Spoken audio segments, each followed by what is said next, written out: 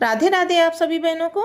आज हम इस वीडियो में जानने वाले हैं कि इस साल श्रावण मास के शुक्ल पक्ष की तृतीया यानी कि श्रावणी तीज या हरियाली तीज कौन सी सही तारीख को पड़ रही है, किस तारीख को मनाया जाएगा ये त्यौहार। तो श्रावण मास के शुक्ल पक्ष की जो तृतीया होती है उसे श्रावणी तीज कहते हैं, परंतु ज़्यादातर लोग इसे हरियाली तीज के नाम से भी जानते हैं। यह त्यौहार मुख्य रूप से उत्तर भारत में मनाया जाता है। इस दिन स्त्रियां माता पार्वती जी की और भगवान शिव जी की पूजा करती हैं। इस दिन महिलाएं निर्जला व्रत रखती हैं। इस व्रत को करवा चौथ से भी अधिक कठिन व्रत बताया जाता है। इस दिन महिलाएं पूरा दिन बिना भोजन जल के दिन व्यतीत करती हैं तथा दूसरे दिन सुबह स्नान और पूजा के बाद व्रत पूरा करके भोजन ग्रहण करती हैं। इस वजह से इस व्रत को करवा चौथ से भी कठिन माना जाता है। वर्ष 2025 में हरियाली तीज का व्रत 27 जुलाई रविवार को मनाया जा रहा है। इस दिन जगह जगह झूले पड़ते हैं। इस त्योहार में स्त्रियां हरा लहरिया या चुनरी में गीत गाती हुई रहती हैं, मेहंदी लगाती हैं, श्रृंगार करती हैं, झूला झूलती हैं और नाचती हैं। हरियाली तीज के दिन अनेक स्थलों पर मेले लगते हैं और माता पार्वती की सवारी बड़े धूमधाम से निकाली जाती है। अब हम सुनेंगे कि हरियाली तीज की कथा क्या है।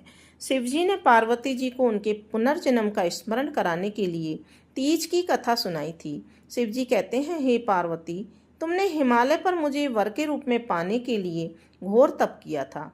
अन्न जल त्यागा, पत्ते खाए, सर्दी गर्मी बरसात में कष्ट सहे। तुम्हारे पिता दुखी थे। नारद जी तुम्हारे घर पधारे और कहा, मैं विष्णु जी के भेजने पर आया हूँ।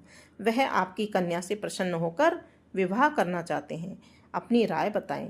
पर्वतराज प्रसन्नता से तुम्हारा विवाह विष्णु जी के साथ करने को तैयार हो गए। नारद जी ने विष्णु जी को यह शुभ समाचार सुना दिया, पर जब तुम्हें यह पता चला तो तुम्हें बड़ा दुख हुआ। तुम मुझे मन से अपना पति मान चुकी थी।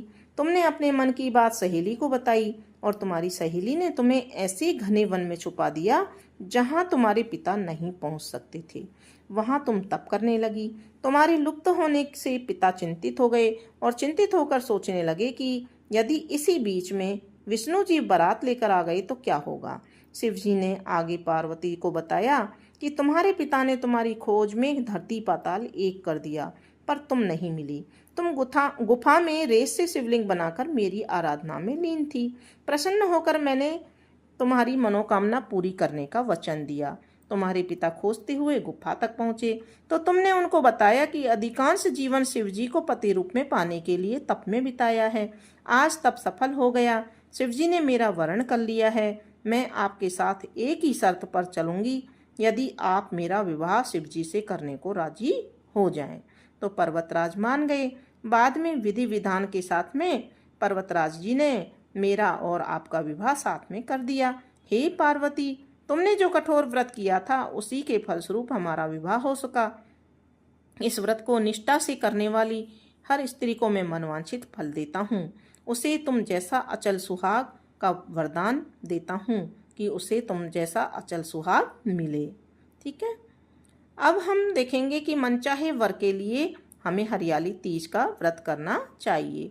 तो सावन महीने के शुक्ल पक्ष की तृतीया तिथि को कहीं कजली तीज और कहीं हरियाली तीज के नाम से इसको जाना जाता है।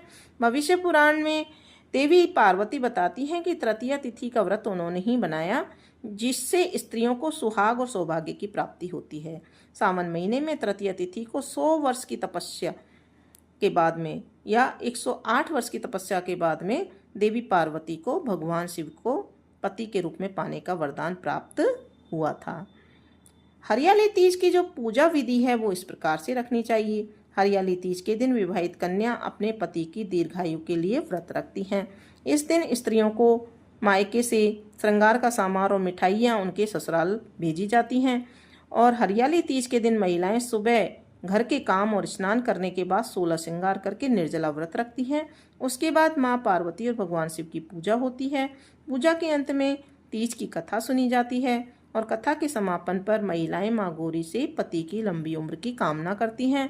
इसके बाद घर में उत्सव मनाया जाता है और भजन, लोक नृत्य, बधाई आदि गाए जाते हैं। इस दिन हरे वस्त्र, हरी चुनरी, लहरिया, हरा श्रृंगार, मेहंदी, झूला झूलने का भी रिवाज है।